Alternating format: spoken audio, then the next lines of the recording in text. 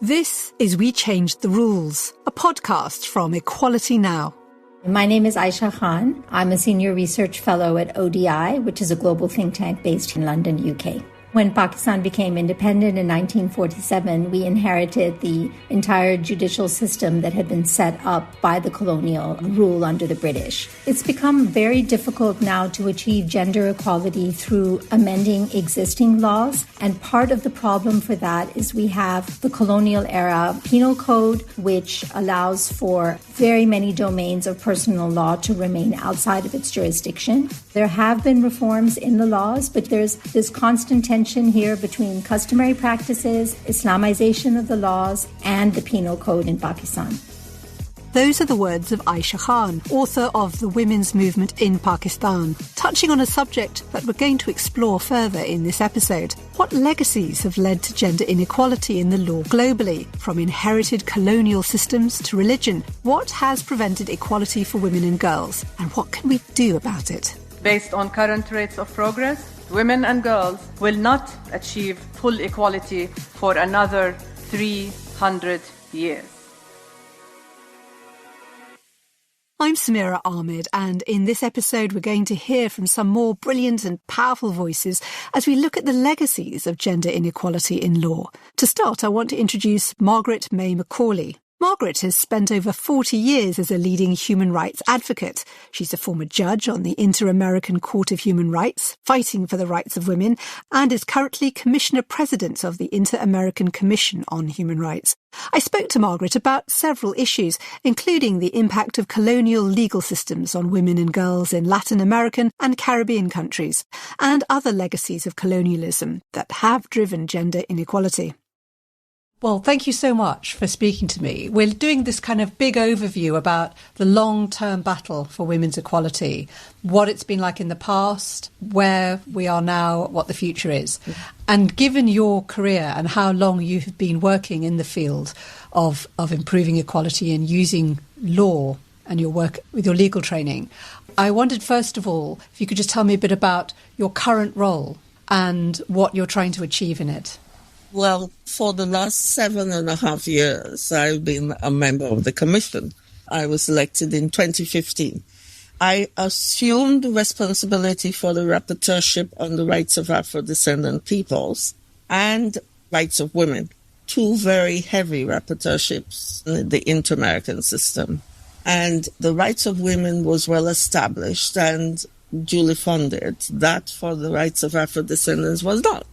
In my first 4 years of my mandate, I had to rely on civil society organization, Race and Equality Institute, which assisted the rapporteurship to involve itself, visiting states in the region where the Afro-descendant peoples were being even more discriminated against than in other places. Can you tell me how and why Afro-descended women were experiencing even greater discrimination than others? Well, they are, in addition to indigenous people, at the bottom of the rung. And it rests on their history, how Afro-descendants came to be in this part of the world.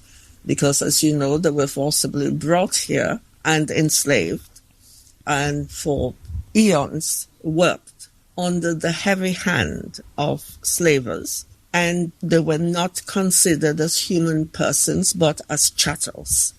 And because of that, a system of treatment, even in the law, developed where they were looked upon with no rights.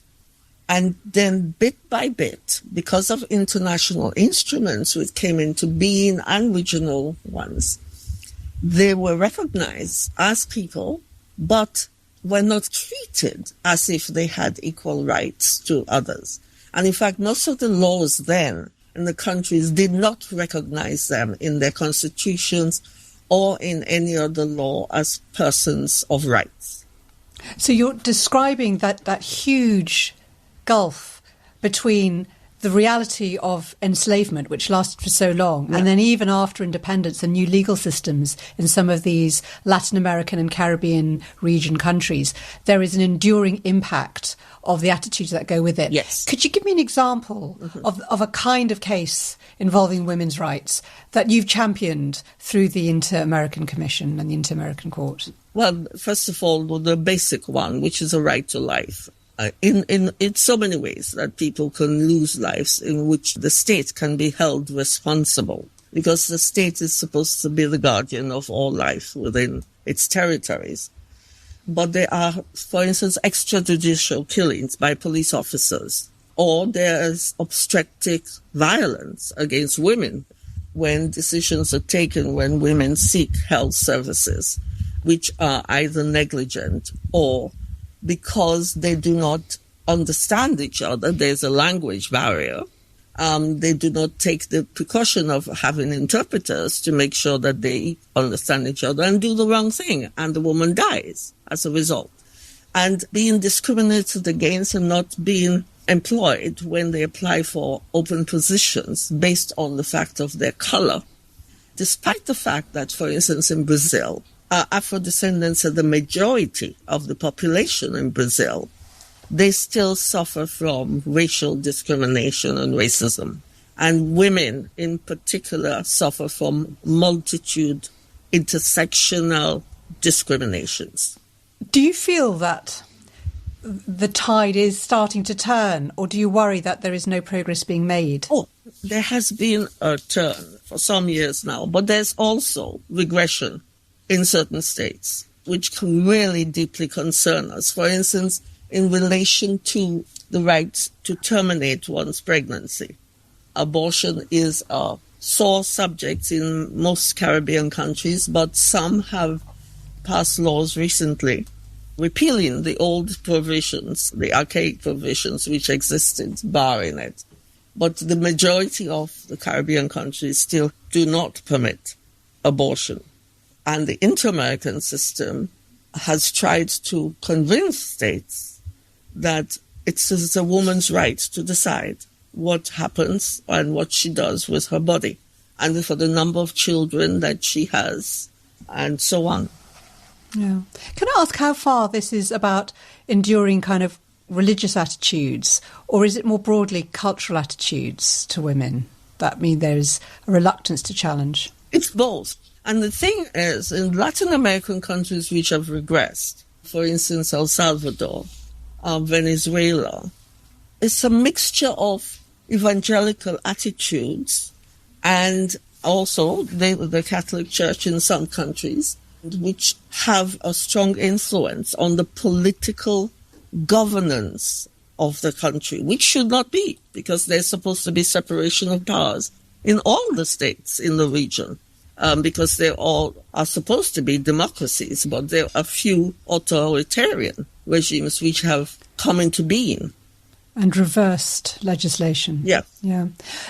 What about in Caribbean countries that were formerly ruled by countries like Britain, colonial administrations? It's been interesting to see, the independence movement that came, in places, 62, I think it was, in Jamaica, and how prominent women were in that fight for independence. Yes. But women's rights for their own sort of personal independence still seem to be so fought over. And I wonder, given your experience and your own heritage, what you think of, where younger generations of women are in this. I have to clarify something. I'm not a Jamaican by birth. We emigrated here and got here. I've been here for so long, longer than lots of Jamaicans who I know.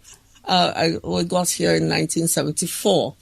And the thing is, I quickly discovered that Jamaican women were extremely talented, extremely strong women in so many ways, but not vis-a-vis their men. And so in 1976, 2 years after I came, I started going around to women's groups to talk about women's rights. And I spoke quite openly about how I could not understand how they could be so fantastic in every other way, but not when it came to their men. And because of that, lots of them ended up losing their properties, being out on the street, finding out when their husbands died that the husbands had willed their property to their mistresses and so on and so forth. And then I joined women's groups, which were in existence, and we continued fighting until we had legislation passed to try to even the playing field, because there was protection of women's rights in relation to property, which they had bought. And the institution of the government dealing with properties, which the government had a housing institution where you can get loans to buy property or build and so on, would insist, even though the woman had bought the land, that she join her husband's name on it. And so I personally had to pursue these institutions and banks and tell them that now they were acting contrary to law and they cannot. And if they did that, I would publicly embarrass them and take them to court. That's so interesting. So when was that, and how far has, for example, that situation changed? When this was after 1993, I think it was, because there was a constitutional change, which changed how nationality would pass, and it changed from only the man. It used to be you could only get your nationality through the father, but it changed and added women to that, and also that women had a right, an equal right with men, to the custody of their children, which they didn't have before, and things like that, and to own separate property.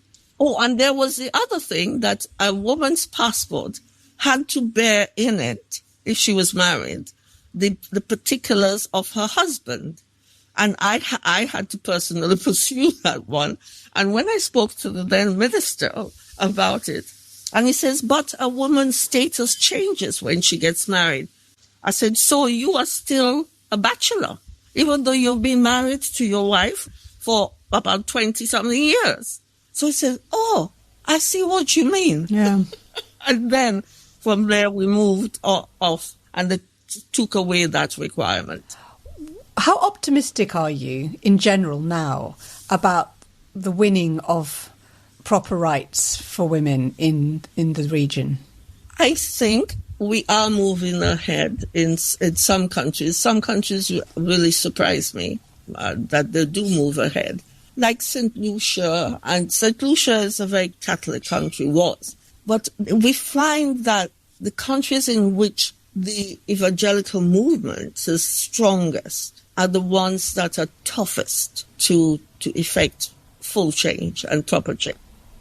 So right now, are there any particular laws or cases or jurisdictions that you're focused on? Well, the thing is, we focus on the cases which come to us. Come to us, obviously. Yes. And there are some which we prioritize because we receive a couple of thousand, thousands of complaints every year.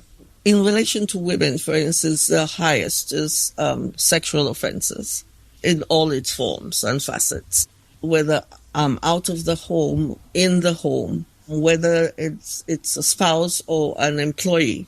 We also have right to life and general violence as well, domestic violence, which some of the states used to treat as a private matter, including the United States.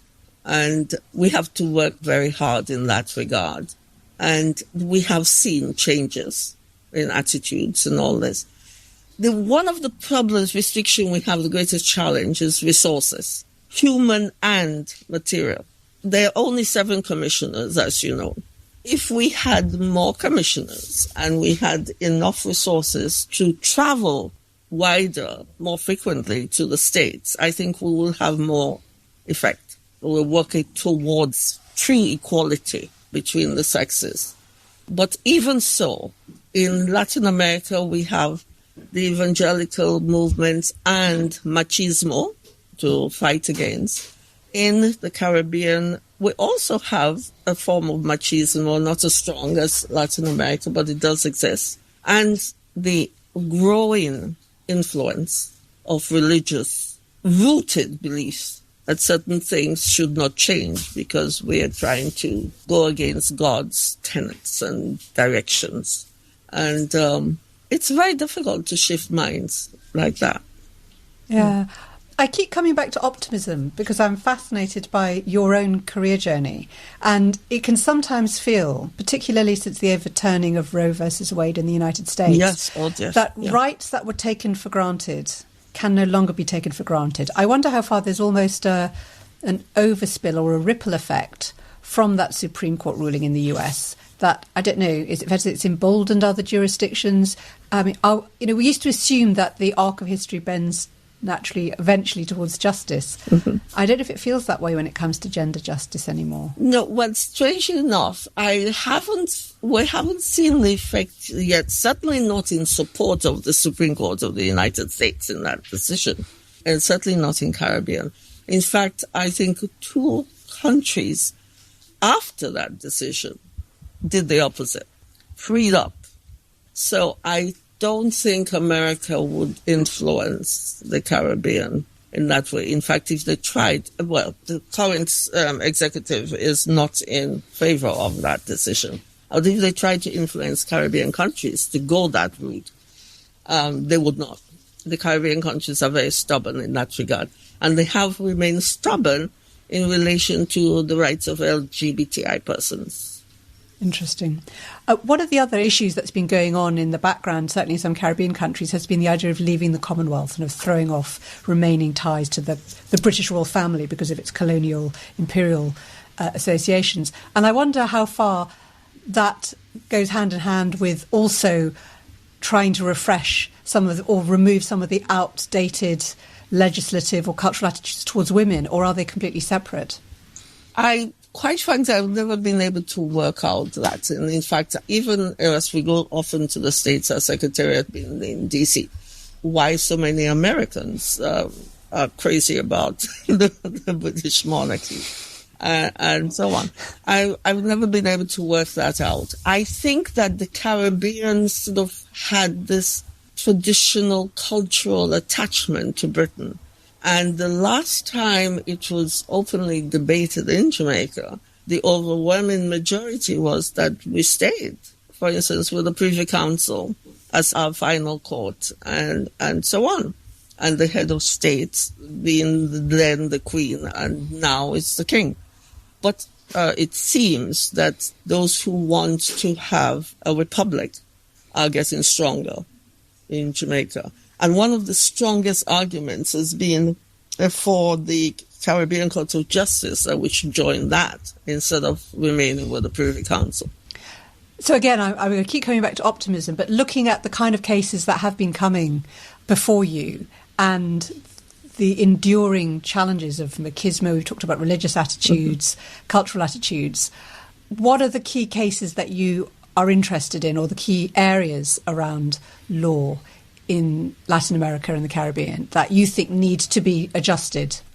We have to watch out for protection of life, certainly of Black women first. The criminalization that they suffer to greater extent than others. And also in the labor market, the protections which are needed in relation to labor. The participation in political power and decision-making at all levels. That is still we're woefully behind. And also in Jamaica and in certain other Caribbean countries, there's good protection for their right to own land and possess land, that is the women.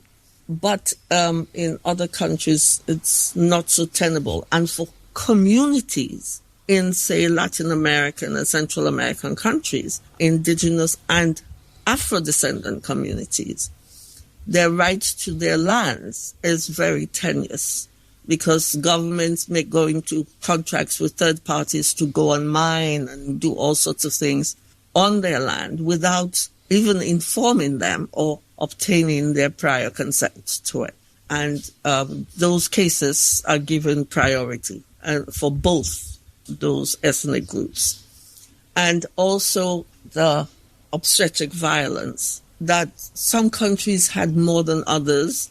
During Fujimori's time in Peru, there were a great number in Peru.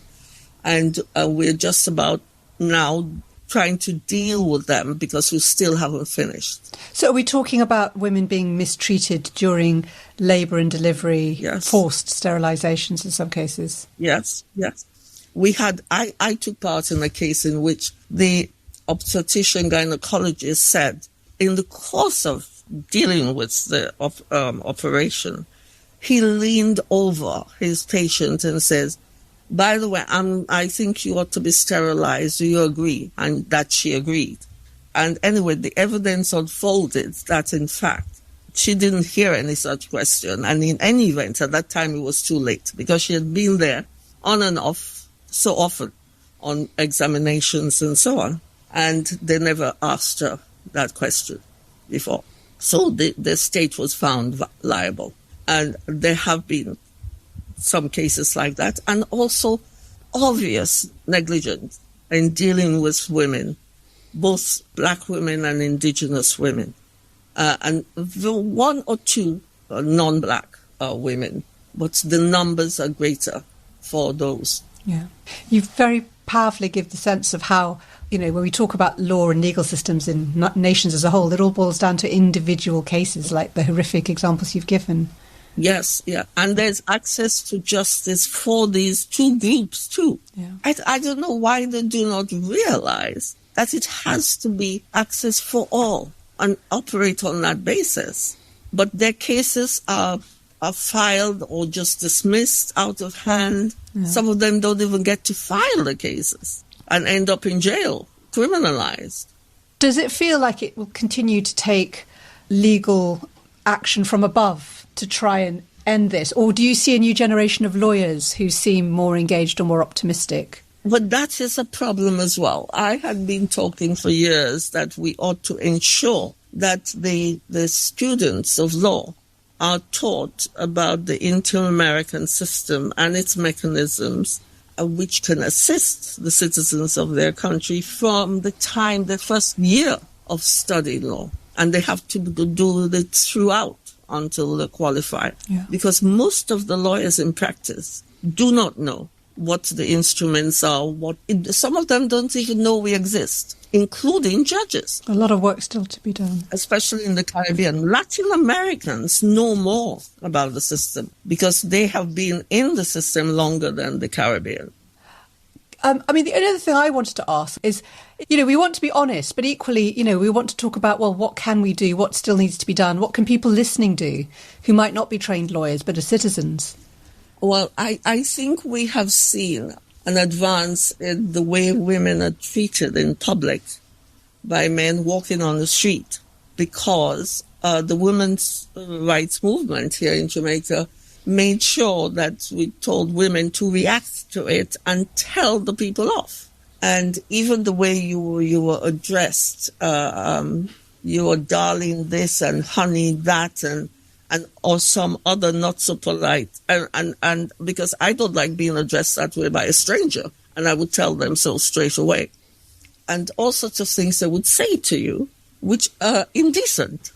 Now, there's very little of that, because I think the women's movement did spread the word around and they acted on it.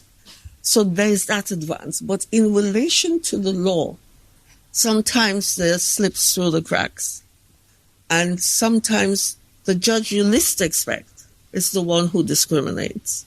And so you cannot be quiet about it. You have to speak out on it. I've had judges who used to say to me, "But Margaret, do you think I would do that?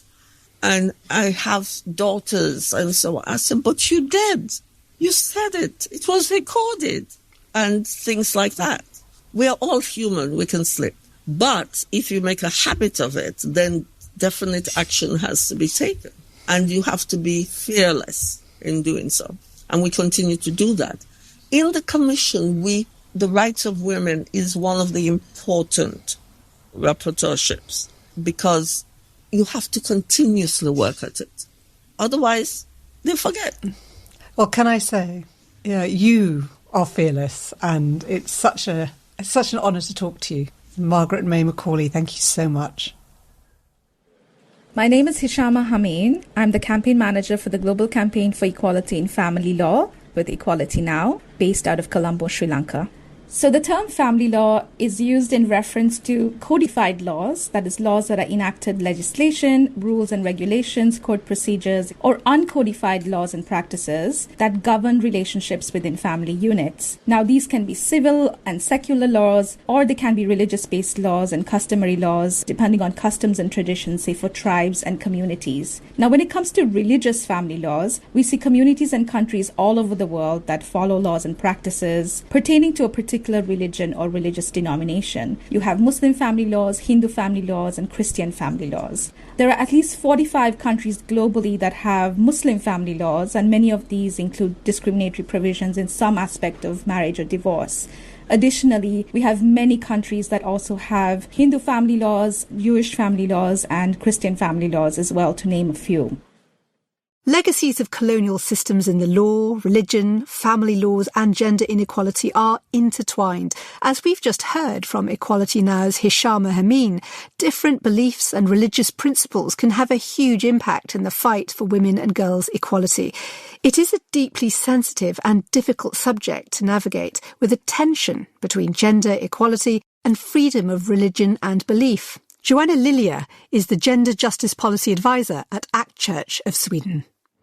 For the past 10-15 years, we've seen this trend at the global arenas, this huge polarization between religion and gender equality in general. They are quite often portrayed as incompatible, so they're pitted against each other rather than seen as something mutually reinforcing. And we see how some states and some religious actors are invoking freedom of religion and belief as an argument to uphold discriminatory religious legislation and practices. As a religious actor, ACT Church of Sweden are really concerned with this trend because we do feel there is nothing inherently problematic combining gender equality and religious faith.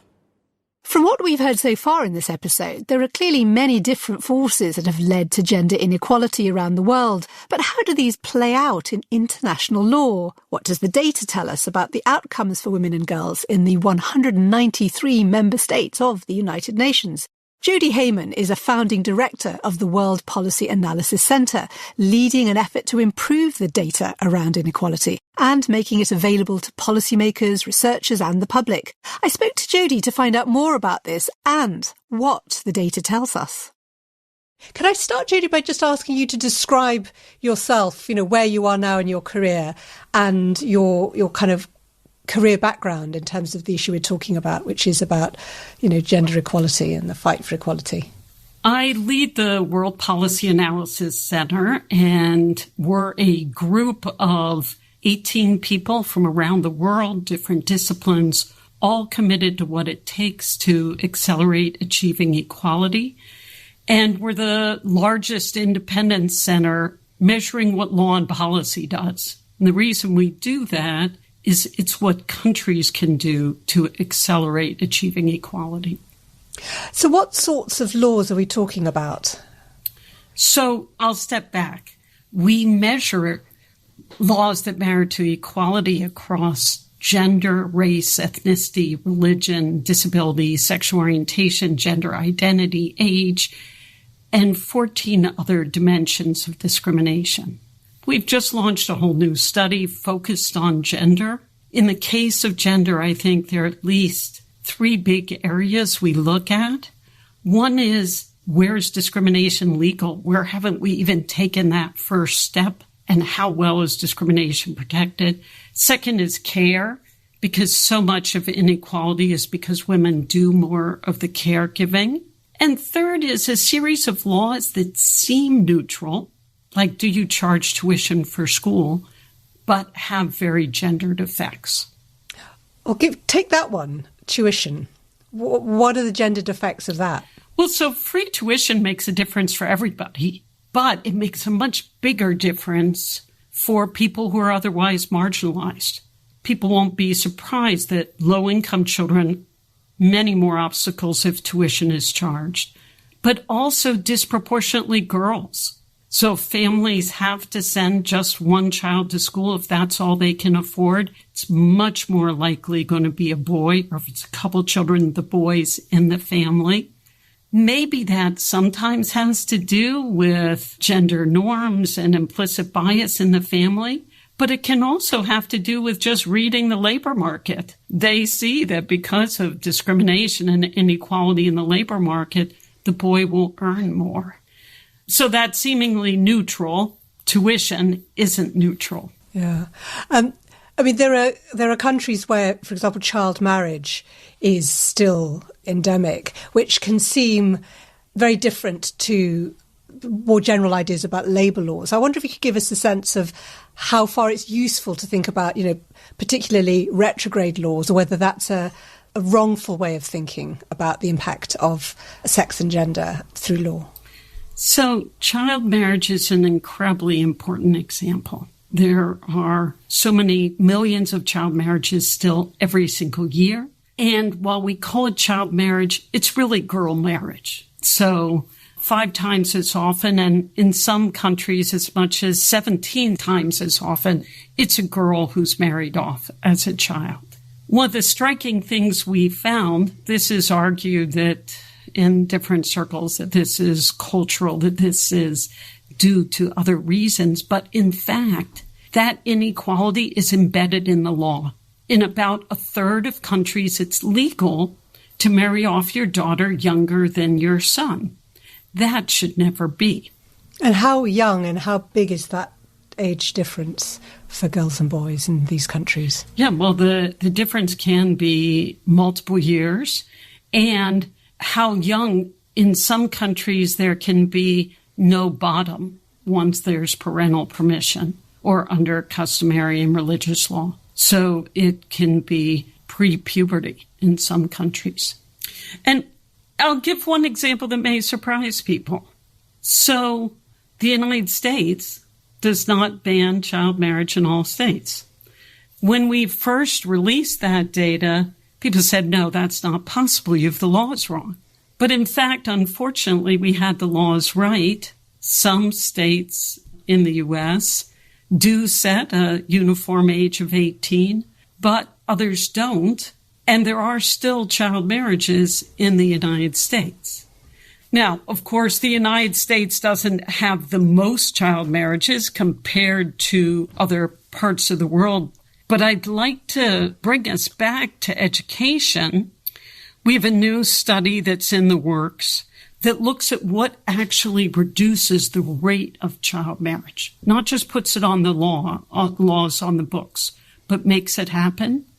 It's the combination of free secondary tuition and banning child marriage. It's saying that you can't marry off your child, but it's also giving families an option that's a real pathway forward for their daughters. And just to be clear, you gave the example of the United States. What age are we talking about when you're talking about that child marriage is still legal in some states? It can be 14, it can be 15. Right. And I will say on the example I just gave of child marriage and secondary tuition working together, it's a new study that looks at change over time in Africa.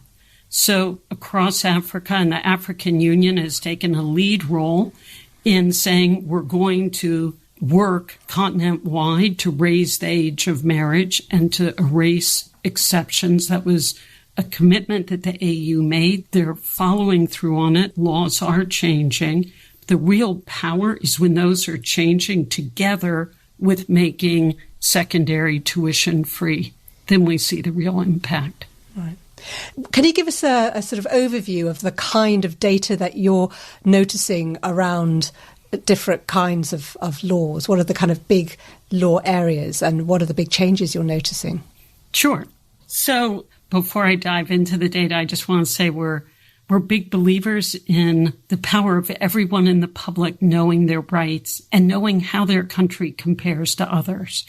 So at worldpolicycenter.org, you can get all the data for free. You can get all the summaries for free. It's shareable on all social media. So what are we finding? Big findings. First, let me talk about discrimination. One might think in 2023 that in every single country it would be illegal to discriminate based on sex in the workplace. just that initial step. Yet it is not. In 14 countries, there's still no prohibition. But more than that, it's the gaps in prohibition. So if we think of different groups of women in terms of, for example, racial and ethnic minorities, are you protected on that basis and on your gender? 35 countries don't protect against these multiple forms of discrimination. Age discrimination. So you're an older woman. 67 countries, right? So that's more than a third of the UN countries don't protect both on age and gender. It gets worse when you look at sexual orientation or gender identity. 125 countries don't based on sexual orientation, 160 on gender identity.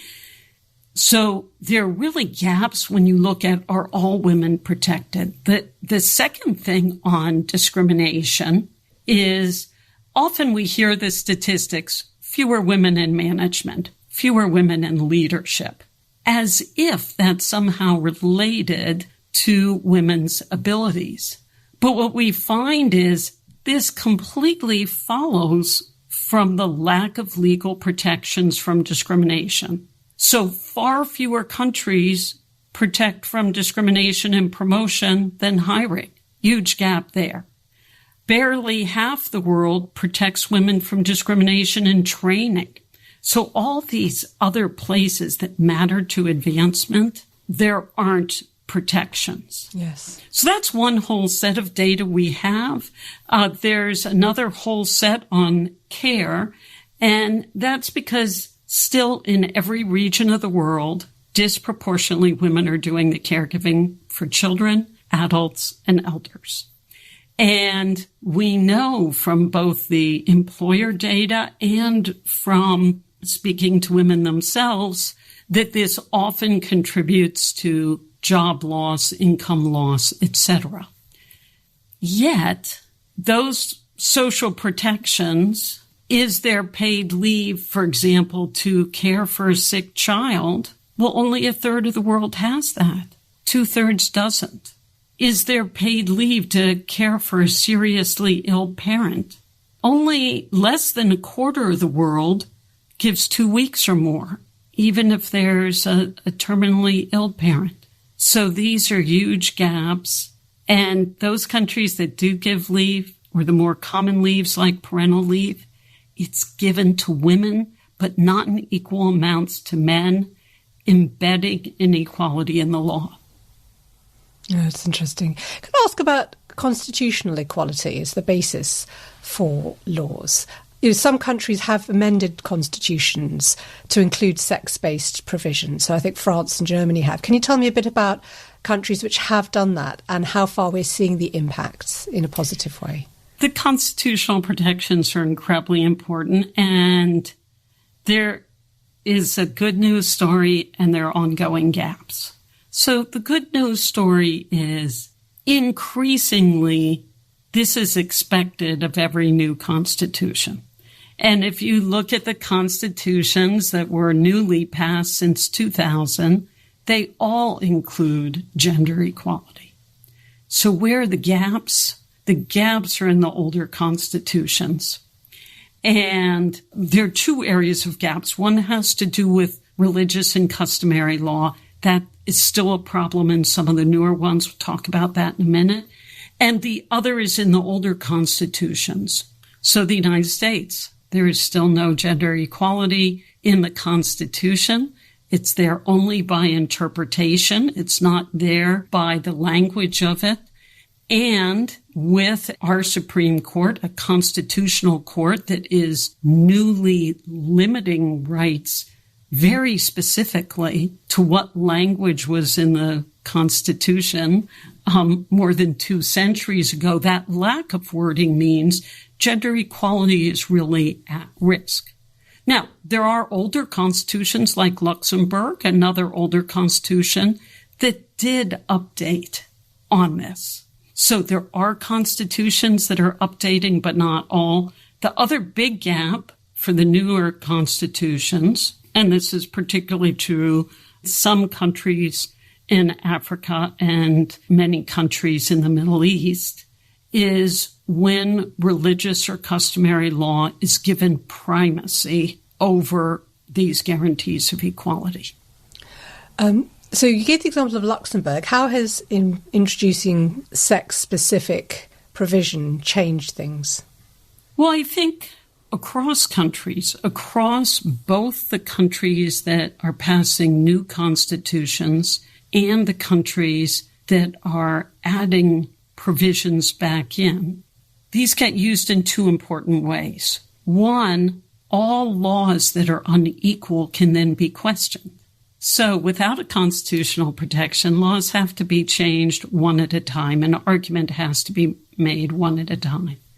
But when there are constitutional protection, if there are 10 laws that are discriminatory, 12 laws, 15 laws, they all come into question. And are you seeing that happening in countries which have amended their constitutions? We do see that happening in countries, and sometimes that can happen, for example, around pension benefits. Are those equal? It can happen around health insurance or leave benefits. And important to note, it has been used to protect men that in ways that advance gender equality as well. For example, paternity leave. There's great evidence that when men have equal paternity leave, it sets a standard for more equality at home in caring for children as more as equality at work. And these constitutional protections have been used to argue for men's paternity leave as well as for women's equal coverage under many other social protections. I wanted to ask specifically about providing aid to victims of sex-based violence. And in France, they've done some amendments to their constitution, haven't they? Is it an issue that you've noticed people trying to tackle through constitutional changes? I think the biggest changes that we're seeing are around sexual harassment laws, so much more legislative. And I think there's both, again, important progress, but real gaps that demonstrate that our countries have not taken that first essential step of just guaranteeing equality to everyone. I'll give one concrete example because it's such an important form of discrimination. When we first started studying this, which was shortly before the Me Too movement, a third of countries still had no prohibition against sexual harassment at work. I'm not even talking about the ones that didn't enforce it. I'm just saying a third, it was perfectly legal. Go ahead, harass whoever you want. So that number has decreased. It's now, we're more than 5 years after the movement. It's now a quarter. You can look at that and say terrific progress, and you can look at that and say, how do we still have a quarter of countries in the world where it's legal? But I think the much bigger gap is that for more than half the world, 104 countries, there's either no law prohibiting it or there's a law, but employers don't have to do anything about it. They're not asked to take any steps to prevent sexual harassment. There's no implementation mechanism in the law. I mean, I guess it's one of these issues like, equal pay law. I mean, say in Britain, there's been an Equal Pay Act since 1970. But as many of us know, not least me, having had to sue over the issue, it doesn't mean that employers are paying women equally. So what's your analysis of the state of play between laws that are designed to improve equality for women and the reality of how far they are working or serve as a deterrence against discrimination? So I want to talk about both sets of laws, both the ones that guarantee social protections and the ones that try to prevent discrimination. On the social protection laws, we are measuring change, not just in high-income countries, but in low- and middle-income countries. The impact of women being guaranteed paid maternity leave, the positive impact of men being guaranteed paid paternity leave. There are crucial gaps to fill because the informal economy is poorly covered in poor countries, and the gig economy is poorly covered still compared to what needs to happen in wealthy countries. The anti-discrimination, we can say, I think, a couple things. One, if you look across countries, after they pass anti-discrimination, pay does increase. It has increased for women after anti-discrimination. It's increased for racial and ethnic minorities. It's clearly having an impact. At the same time, does it solve all the problem? Absolutely not.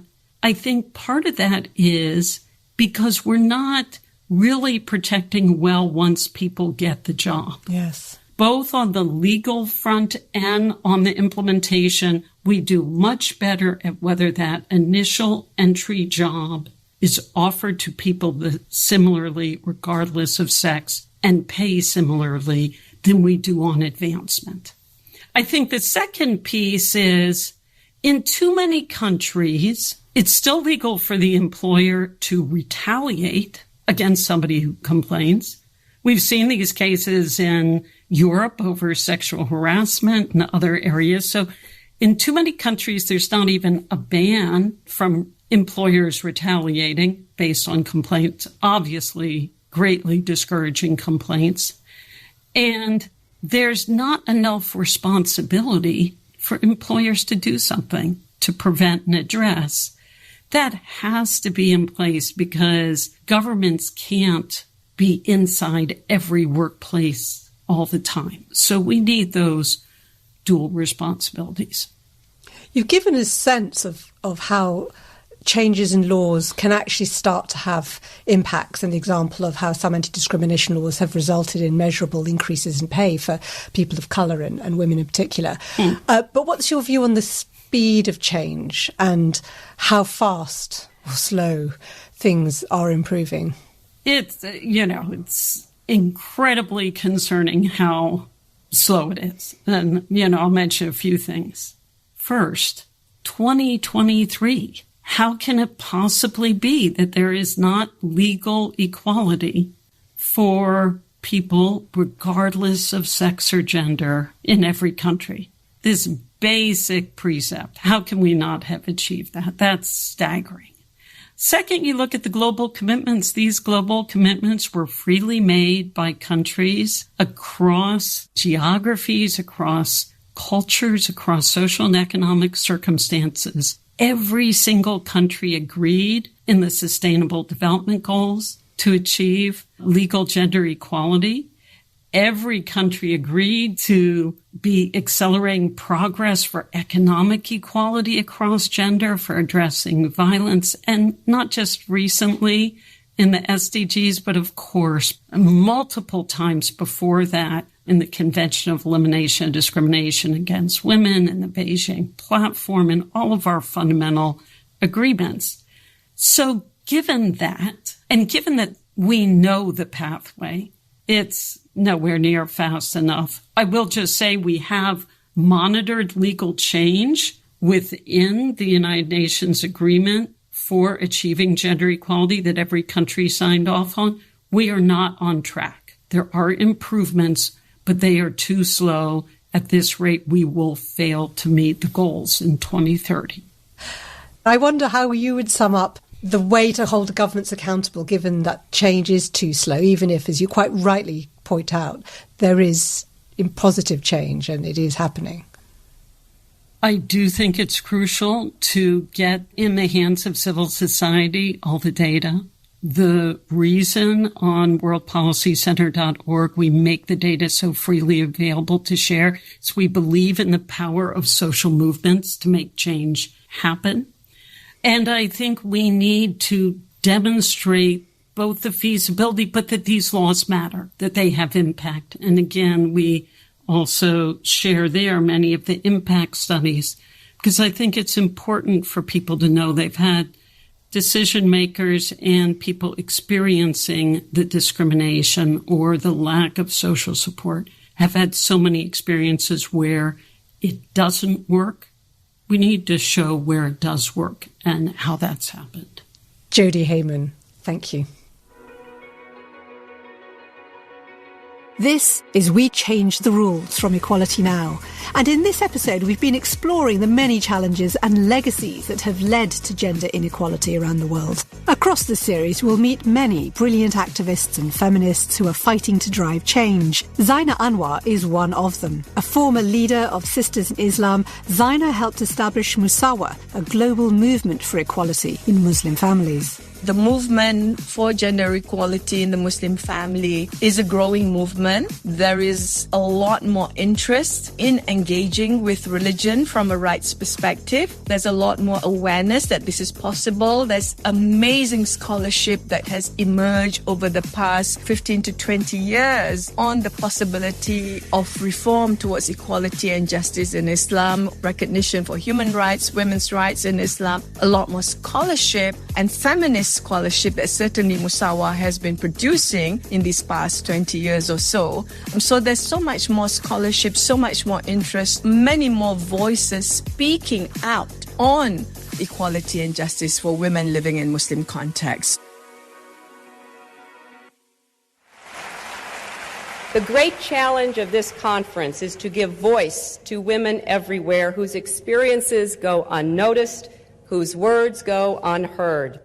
In the next episode, we go back to 1995 and the ratification of the Beijing Platform for Action, meeting people who were there when it happened and finding out just what that landmark UN conference did to help gender equality for women and girls. Please do listen when you can.